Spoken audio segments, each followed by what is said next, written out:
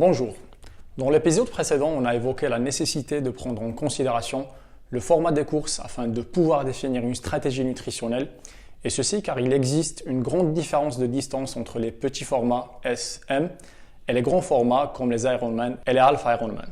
On a aussi évoqué la notion de périodisation car un même athlète ne s'alimentera pas de la même manière sur une semaine de grosse charge d'entraînement qu'une semaine de basse charge d'entraînement et de basse intensité. On a parlé aussi de l'apport énergétique et les facteurs qui le déterminent, comme le métabolisme de base. Ceci est calculé par différentes formules, j'en cite Black and All, et par la suite, il est multiplié par un NAP, niveau d'activité physique. Ce facteur est de plus en plus important en fonction de l'activité physique journalière. On a parlé aussi du rôle des glucides et leur importance dans les efforts à haute intensité, tout en mentionnant les références de grammes par kilo de poids du corps. Dans des scénarios d'entraînement de basse intensité, le triathlète peut s'abstenir de consommer des glucides avant et pendant la séance d'entraînement matinale par exemple. Si l'entraînement est à haute intensité, la consommation de 1 à 4 grammes de glucides par kilo de poids du corps dans les heures avant l'entraînement sont nécessaires.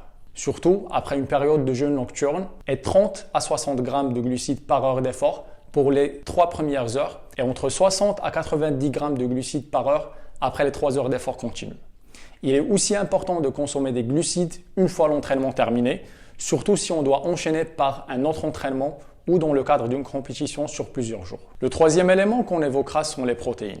La consommation de protéines de bonne qualité permet une haute synthèse protéique afin de régénérer les fibres musculaires endommagées et préserver la masse musculaire. L'apport protéique des athlètes est naturellement plus important que les sujets sédentaires. Les triathlètes qui s'entraînent de manière intensive devraient viser des objectifs protéiques quotidiens d'au moins 1,4 à 1,7 g par kilo de poids du corps.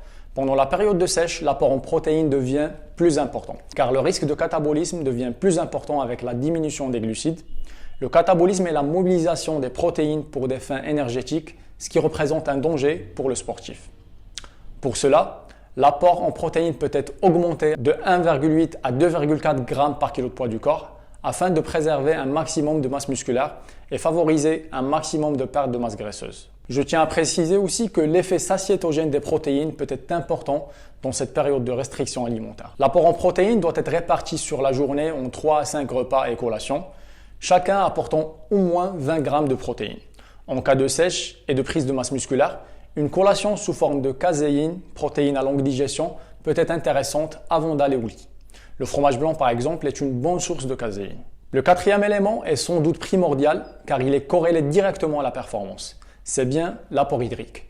Le principal facteur déterminant des besoins en liquide des athlètes est la perte quotidienne de sueur associée à l'exercice et aux conditions environnementales telles que la chaleur. Une déshydratation légère entraîne sans doute une perte de performance, de technicité et de précision. Une déshydratation sévère, quant à elle, peut entraîner le risque de vie.